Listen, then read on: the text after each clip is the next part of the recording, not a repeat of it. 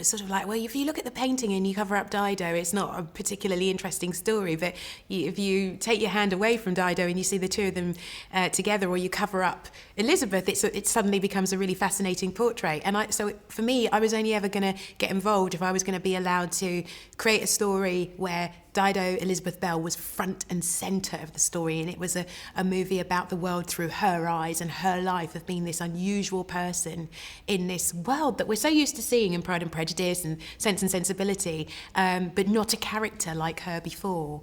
Because I interviewed David Oyelowo quite recently, and he was telling me that he's noticed that there has been a bit of a shift, and there are now black protagonists at the heart of their own story, and we're seeing the world from their perspective for a change. Have you noticed that that's slowly sort of increasing? Because we've had The Butler, of course, and then we had 12 Years a Slave, and now this. And it seems to be moving in the right direction, at least. Well, interestingly enough, David Oyelowo worked on the very first TV series that I had commissioned as a writer.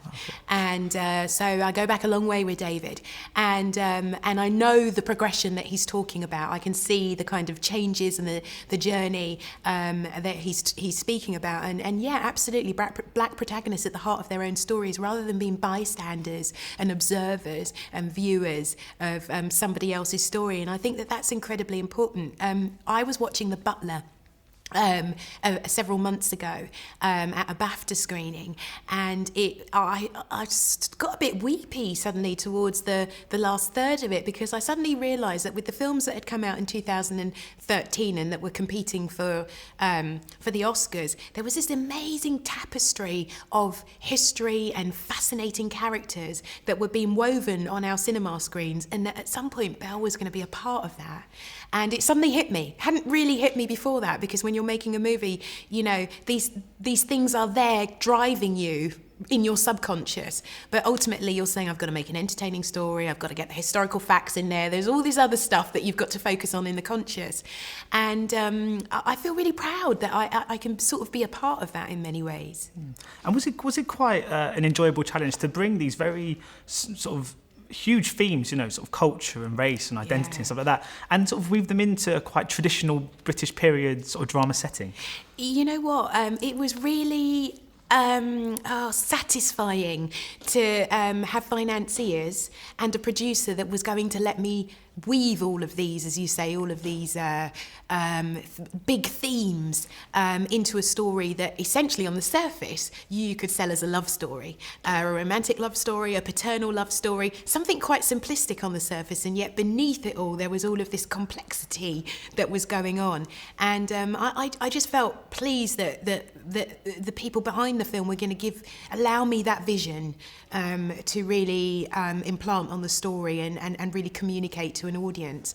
Because for me, what I try to do is make films that I'd like to go and see. I always think of myself as a viewer. That's how I come to filmmaking, and this is the kind of film I would have liked to have gone to see as a kind of crazy Jane Austenite, and someone who is totally sucked in by the idea of the romantic period movie. That, if that is obviously the case, and that kind of, it must have been so fun to have explored the 18th century, of course, as a director, because I suppose it kind of brings up that whole kind of the notion of make-believe in sort of cinema, and the chance to explore worlds of unknown to us. Yeah, I mean, in terms from the point of view of being a director, it was absolutely incredible. In terms of that 18th century world, I had done a lot of research and exploration of it previously, because I was doing an adaptation for New Line Cinema for a division of them in the UK, where I was adapting one of Jane Austen's pieces called Lady Susan, which is one of the only adaptations of her books that has never been made to date. And so I had already submerged myself quite immensely in that world. And then now being able to do it in a way where you could put a black protagonist in the centre of it all, and really work with creating what I hope will be iconic images by creating this world that you're so familiar with. You've seen it in Pride and Prejudice, you've seen it in Sense and Sensibility, and then placing this black character right at the heart of its context.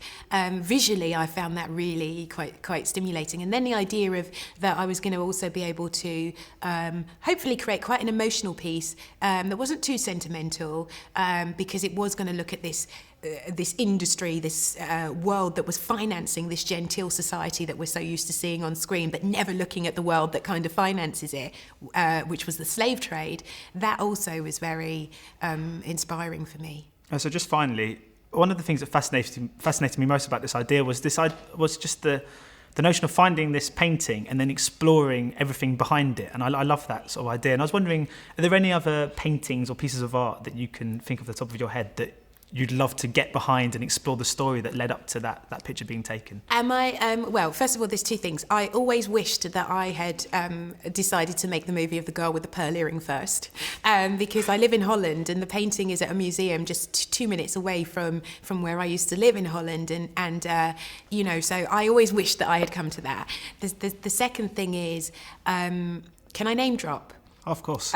So a few weeks ago, standing with Miss Oprah Winfrey in her home, she showed me this painting that I've seen before called, it's of a woman, a black woman and her small child, and it's called To the Highest Bidder.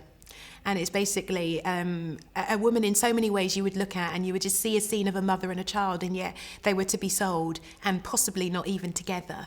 And not that I would necessarily want to explore the world of slavery so soon, after something like 12 Years a Slave, or even after the backdrop of my own film in Belle, but perhaps sometime later that's a painting that I look at and I think, what's the story behind that? Who was she? Was she sold into slavery? Was she born into slavery? Who was that child going to grow up to be? It's a huge painting, and it's you feel incredibly emotional when you look at it. So yeah. Well, thank you so much for your time today. It's been a real pleasure speaking to you.